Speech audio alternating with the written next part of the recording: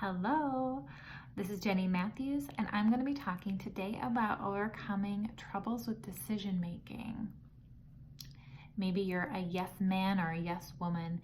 You avoid making decisions because it's too overwhelming, it's too hard, it's too scary. If this is the case for you, you probably know it's starting to build up, and it can make you feel anxious for one, but also even building up to feeling angry and even resentful, maybe depressed.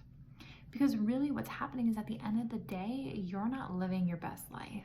You're letting all these other things dictate what you end up doing. So I want to talk about today how to help you with that. So first thing that you can do is something called a cost-benefit analysis. It's a really fancy term, doesn't need to be that fancy. It's basically like a pros and cons list, but you're gonna do this with, a couple decisions. Might be, here's option one is changing this, and then option two is not changing this.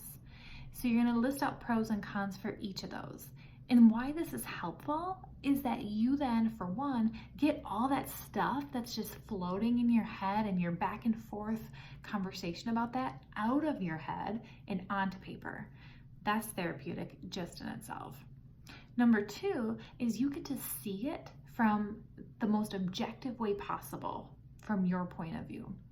It's hard to be completely objective when it's yourself, but this way you can really see it with a bird's eye view. So you're better able to make a decision this way. So I want you to look at this and determine, is there an area on here that has more items in the pros and cons than some of the others, that it might be very obvious to you? If so, then it will help you with that decision. But sometimes it can be kind of even on both sides. So you might then want to take it a step further and look at each of those areas. And you might need to ask yourself, all right, out of all these areas, what is the most important to me? Let's say you're on your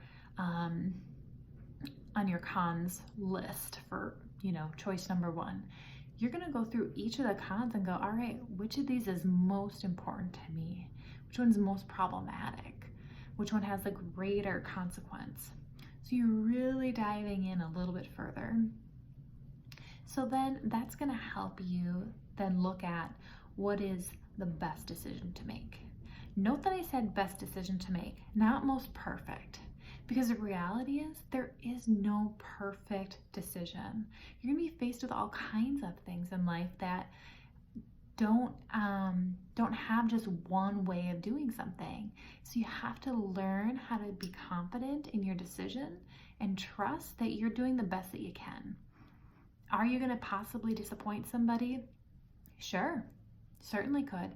But if you are hoping for the best possible outcome and to please everybody with your decisions, then you're going to chase your tail. It's just not possible. So I really hope for you that you can start to make decisions based on what you want, what are the things that are going to bring you joy, and not based on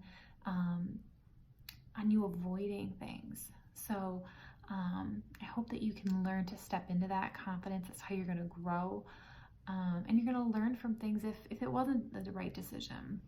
So be brave, take risks, and let me know how it goes. Bye-bye.